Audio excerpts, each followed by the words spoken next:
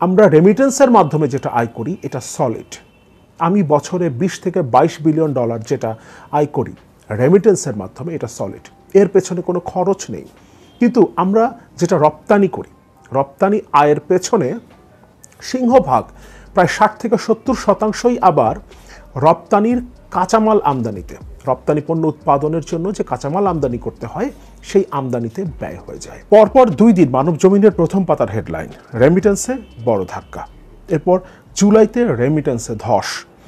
Remittance না পাঠানোর প্রচারণার প্রভাব কেমন হতে পারে সেটা নিয়ে বিবিসি একটা রিপোর্ট করেছে। আমরা এই রিপোর্টটা একটু দেখে তারপর মূল আলোচনায় আসব। বাংলাদেশের চলমান আইন শৃঙ্খলা পরিস্থিতি ও প্রবাসীদের মধ্যে রেমিটেন্স না পাঠানোর প্রচারণার কারণে রেমিটেন্স বা প্রবাসী আইন নিয়ে এক ধরনের উদ্বেগ তৈরি হয়েছে। পরিস্থিতির যথাযথ রাজনৈতিক সমাধানের মাধ্যমে আস্থা ফিরিয়ে না আনতে পারলে রেমিটেন্স প্রবাহ কমবে এবং পাচারের আশঙ্কা বাড়বে। মূলত কোটা সংস্কার আন্দোলনকে কেন্দ্র করে দেশজুড়ে আইন শৃঙ্খলা পরিস্থিতির অবনতি, এর জের ধরে কারফিউ জারি, ইন্টারনেট বন্ধ থাকা এবং কয়েকদিন ব্যাংক বন্ধ থাকায় 16 জুলাই থেকে প্রবাসী আয় কমে যায়। কেন্দ্রীয় ব্যাংকের তথ্য বলছে ইন্টারনেট বন্ধ থাকা ও ব্যাংকিং চ্যানেল বন্ধ থাকায় 19 জুলাই থেকে 24 জুলাই সপ্তাহে দেশে রেমিটেন্স এসেছে মাত্র 7 কোটি 80 লাখ ডলার, অথচ মাসের প্রথম 18 দিনে প্রতিদিন গড়ে 7 কোটি 90 লাখ ডলার রেমিটেন্স এসেছিল। অর্থাৎ 18 জুলাইয়ের পরের সপ্তাহে পুরো সপ্তাহ মিলে যে রেমিটেন্স এসেছে সেটা 18 জুলাই পর্যন্ত প্রতিদিন আসা রেমিটেন্সের চেয়েও কম। কিন্তু কেন্দ্রীয় ব্যাংক বলছে এটা হয়েছে ইন্টারনেট বন্ধ থাকা এবং ব্যাংকিং চ্যানেল বন্ধ থাকার কারণে। বাস্তবতা কি তাই? ব্যাংকিং চ্যানেল খুলে দেবার পর এবং ইন্টারনেট সচলের পর পরিস্থিতিটা কি? 21 থেকে 27 জুলাই সময়ে রেমিটেন্স এসেছে মাত্র 13 কোটি 80 লাখ ডলার। বাংলাদেশ ব্যাংকের সর্বশেষ হালনাগাদ প্রতিবেদনে এ তথ্য প্রকাশ করা হয় এবং বাংলাদেশ ব্যাংকের পক্ষ থেকে বলা হয়েছে ইন্টারনেট বন্ধ থাকা এবং কয়েকদিন ব্যাংক বন্ধ থাকায় এই ঘটনা ঘটেছে। কিন্তু বাস্তবতা সেটা বলছে না। ইন্টারনেট খুলে দেবার পর, ব্যাংক চালু হবার পরও রেমিটেন্স প্রবাহ বাড়ছে না, বরং যেভাবে কমেছে সেটা দেশের অর্থনীতির জন্য অনেক বড় একটা ধাক্কা হিসেবে আসছে। কারণ এই মুহূর্তে আমাদের রিজার্ভ আসলে কত? 10 জুলাই এশিয়ান ক্লিয়ারিং ইউনিয়ন অর্থাৎ আকুর পেমেন্টের পর নিট রিজার্ভ 16.77 বিলিয়ন ডলার থেকে নেমে 15.45 বিলিয়ন ডলার হয়েছে। 15.45 বিলিয়ন ডলার নিট রিজার্ভ, যেটা বাংলাদেশ ব্যাংকের তথ্য। কিন্তু আমরা জানি ব্যবহারযোগ্য রিজার্ভ এর চেয়েও আরও 6 থেকে 7 বিলিয়ন ডলার কম। তার মানে এই মুহূর্তে আমাদের ব্যবহারযোগ্য রিজার্ভ 10 বিলিয়ন ডলারের নিচে নেমে গেছে।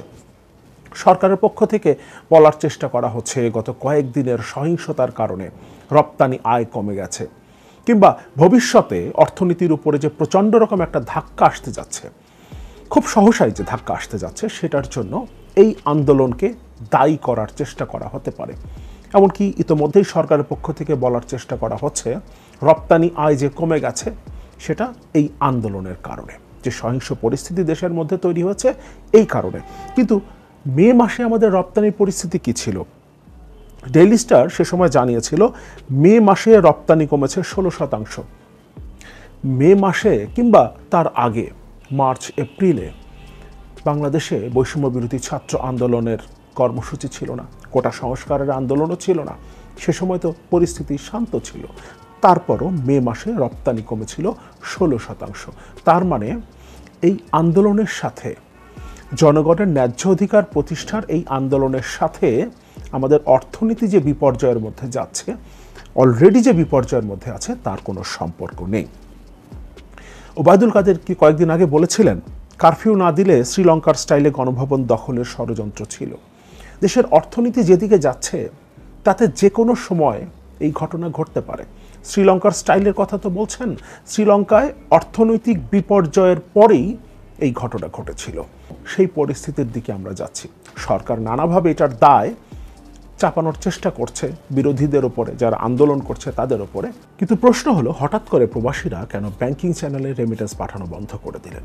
কয়েকদিন আগে কোটা সংস্কার আন্দোলনের জেরে যে সহিংস পরিস্থিতি বাংলাদেশে তৈরি হয়েছে এবং গুলি করে যেভাবে সাধারণ মানুষকে হত্যা করা হয়েছে, তার প্রতিবাদে দুবাই, সৌদি আরব সহ বিশ্বের বিভিন্ন প্রান্তে প্রবাসীরা রাস্তায় নেমে এসেছিলেন, তারা বিক্ষোভ করেছেন। দুবাই এবং সৌদি আরবে বেশ কয়েকজনকে গ্রেফতার করা হয়েছে, দুবাইতে কয়েকজনকে সাজাও দেওয়া হয়েছে এবং সরকারের পক্ষ থেকে এই প্রবাসীদের পক্ষে দাঁড়ানোর কোনো উদ্যোগ নেওয়া হয়নি। এমনকি প্রধানমন্ত্রী এই ঘটনা বলবার সময় বলেছেন বিদেশে বাংলাদেশের ভাবমূর্তি ক্ষুণ্ণ করা হচ্ছে এবং এই প্রবাসীদের আইনি এবং কূটনৈতিক সহায়তার কোনো কথা প্রধানমন্ত্রী বলেননি। প্রধানমন্ত্রীর বক্তব্য অনুযায়ী প্রবাসীরা দেশের ভাবমূর্তি ক্ষুণ্ণ করছে। যে দেশের সরকার প্রধানকে আন্তর্জাতিক বিশ্ব একজন ডিক্টেটর হিসেবে চিহ্নিত করেছে, যার নির্দেশে গণহত্যা চলছে বলে আন্তর্জাতিক মিডিয়া প্রতিনিয়ত রিপোর্ট করে যাচ্ছে, সে দেশের ভাবমূর্তি ক্ষুণ্ণ হবার আর কিছু বাকি আছে? সারা পৃথিবী এখন বাংলাদেশ সরকারকে ধিক্কার জানাচ্ছে। ফলে প্রবাসীদের উপরে যে ব্লেম চাপানোর চেষ্টা করা হচ্ছে সেটা নিশ্চয়ই প্রবাসীরা ভালোভাবে নেবেন না, কারণ এই প্রবাসীদের পাঠানো রেমিটেন্সের ওপরে দেশের অর্থনীতি টিকে আছে।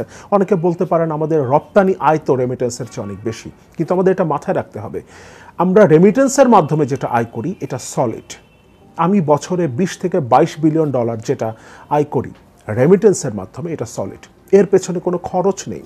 কিন্তু আমরা যেটা রপ্তানি করি, রপ্তানি আয়ের পেছনে সিংহভাগ প্রায় 60 থেকে 70% আবার রপ্তানির কাঁচামাল আমদানিতে, রপ্তানি পণ্য উৎপাদনের জন্য যে কাঁচামাল আমদানি করতে হয় সেই আমদানিতে ব্যয় হয়ে যায়। ফলে সলিড ইনকাম, দেশের রিজার্ভের সলিড ইনকাম হলো রেমিটেন্স। এই রেমিটেন্সের ওপরেই বাংলাদেশের অর্থনীতি টিকে আছে এবং এই রেমিটেন্স যারা পাঠাচ্ছেন তাদেরকে যদি ন্যূনতম কোনো সম্মান দেখানো না হয়, তাদেরকে যদি সরকার প্রতিপক্ষ মনে করে, তাহলে তারা এ ধরনের ক্যাম্পেইন শুরু করতে পারেন এবং সেটা হয়েছে, যেটা দেশের অর্থনীতির জন্য একটা অশনি সংকেত। আমরা দেখেছি তাদের সাথে কি ধরনের আচরণ করা হয়, কি ধরনের ব্যবহার করা হয় এয়ারপোর্টগুলোতে। ফলে এখন প্রবাসীরা যদি রেমিটেন্স পাঠানো বন্ধ করে দেন এবং এই ক্যাম্পেইনটা যদি চলতে থাকে, তাহলে দেশের অর্থনীতি খুব অল্প সময়ের মধ্যেই ভেঙে পড়বে। সরকারের পক্ষ থেকে ব্যাংকগুলোকে নির্দেশনা দেওয়া হচ্ছে অতিরিক্ত মূল্যে রেমিটেন্স সংগ্রহ করবার জন্য। সরকারের পক্ষ থেকে প্রবাসীদেরকে আহ্বান জানানো হচ্ছে তারা যেন রেমিটেন্স ব্যাংকিং চ্যানেলের মাধ্যমে পাঠান, কিন্তু সেটা খুব একটা কাজ করছে না। সরকারের পক্ষ থেকে কোনো মন্ত্রী এই আহ্বান জানানোর সাথে সাথে এক ধরনের থ্রেটও করেছেন। প্রবাসীদেরকে ভয় দেখিয়েও কোনো কাজ হচ্ছে না। প্রবাসীরা যে সিদ্ধান্তটা নিয়েছেন, বিশেষ করে তারা যেটা বলবার চেষ্টা করেছেন, আমাদের পাঠানো রেমিটেন্সের টাকায় যে বন্দুক কেনা হয়, যে গুলি কেনা হয়, যে ট্যাঙ্ক কেনা হয়, যে হেলিকপ্টার কেনা হয়, সেই হেলিকপ্টার থেকে গুলি করা হচ্ছে, সেই বন্দুক সেই গুলি ব্যবহার করে দেশের সাধারণ মানুষকে হত্যা করা হচ্ছে। ফলে আমরা রেমিটেন্স পাঠাবো না এবং ক্যাম্পেইনটা এমনভাবে ছড়িয়ে পড়েছে, সেটার প্রভাব কি আমরা তো দেখতে পেলাম। যেখানে মাসের প্রথম 18 দিনে প্রতিদিন $7,90,00,000 রেমিটেন্স এসেছে, সেখানে পরবর্তী 7 দিনে এসেছে $7,80,00,000। প্রতিদিন যেটা এসেছে তার চেয়েও কম এসেছে পুরো এক সপ্তাহে। এবং এভাবে চলতে থাকলে সরকার খুব সহসাই এই অর্থনীতিকে আর টানতে পারবে না। অবশ্য তারা নিজেরাই দেশের অর্থনীতিকে ধ্বংস করেছে। গত 16 বছরে লুটপাট, দুর্নীতি, বিদেশের টাকা পাচারের মাধ্যমে দেশের অর্থনীতিকে পুরোপুরি খোকলা করে দেওয়া হয়েছে। এখন এই আন্দোলনের উপরে দায় চাপানোর চেষ্টা করা হচ্ছে। হঠাৎ করে সরকারের পক্ষ থেকে বলা হচ্ছে যখন আমরা উন্নতির চরম শিখরে পৌঁছে গিয়েছিলাম, সেই মুহূর্তে এই ধ্বংসাত্মক কর্মকাণ্ডের মধ্য দিয়ে দেশের উন্নয়নকে বাধাগ্রস্ত করা হচ্ছে। এই কথাগুলো এখন বলবার চেষ্টা করা হচ্ছে, অর্থাৎ এই আন্দোলনের উপরে দায় চাপানোর চেষ্টা করা হচ্ছে। কিন্তু আমাদের মাথায় রাখতে হবে, আমাদের রপ্তানি আয়ও কমে গিয়েছিল। মে মাসের হিসেব বলছে 16% কমে গিয়েছিল মে মাসে, যখন দেশে কোনো আন্দোলন ছিল না।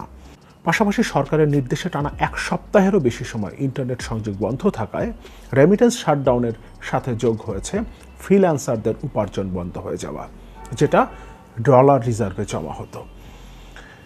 রপ্তানি আয় আগে থেকেই কমে গেছে।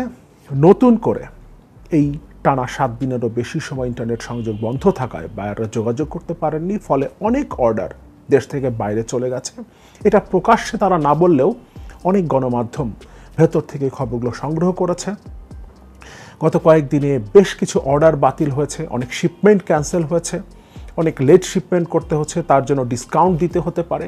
পাশাপাশি এই সময়ের মধ্যে অনেক অর্ডার দেশ থেকে বাইরে চলে গেছে। ফলে রপ্তানি আয়ে আরেকটা বড় ধরনের ধাক্কা আসতে যাচ্ছে। সব কিছু মিলিয়ে এই সরকার অবৈধভাবে ক্ষমতা টিকিয়ে রাখতে যেভাবে দেশের জনগণের উপরে ক্র্যাকডাউন চালিয়েছে, এবং এই ক্র্যাকডাউন চালাতে গিয়ে যাতে সারা পৃথিবী থেকে বিচ্ছিন্ন করে রাখা যায়, সারা পৃথিবী যাতে জানতে না পারে বাংলাদেশে কি ধরনের গণহত্যা চালানো হচ্ছে, এ কারণে তারা ইন্টারনেট সংযোগ বন্ধ করেছে। এর প্রভাবে দেশের অর্থনীতি কোথায় গিয়ে দাঁড়াবে সেটা সরকার একবারও ভাবেনি। পাশাপাশি রেমিটেন্স শাটডাউনের যে ক্যাম্পেইনটা শুরু হয়েছে এবং প্রবাসীরা যেভাবে সেটাতে রেসপন্স করছে এবং যেভাবে প্রবাসী আয় কমে গেছে, তাতে দেশের অর্থনীতি যে কোনো মুহূর্তে ধসে পড়বে। এবং ওবায়দুল কাদের যে সন্দেহ করেছিলেন যদি কারফিউ জারি করা না হতো তাহলে গণভবন দখল হয়ে যেত শ্রীলঙ্কা স্টাইলে, দেশের অর্থনীতি যে বিপর্যয়ের দিকে যাচ্ছে এবং রেমিটেন্স শাটডাউনের এই ক্যাম্পেইন যদি প্রবাসীদের মধ্যে কন্টিনিউ করে, তাহলে সেই দিন খুব বেশি দূরে না যখন আমাদের দেশের অর্থনীতি শ্রীলঙ্কার ওই পরিস্থিতির চেয়েও খারাপ হবে এবং ওবায়দুল কাদেরের এই আশঙ্কা সত্যি হয়ে যাবে।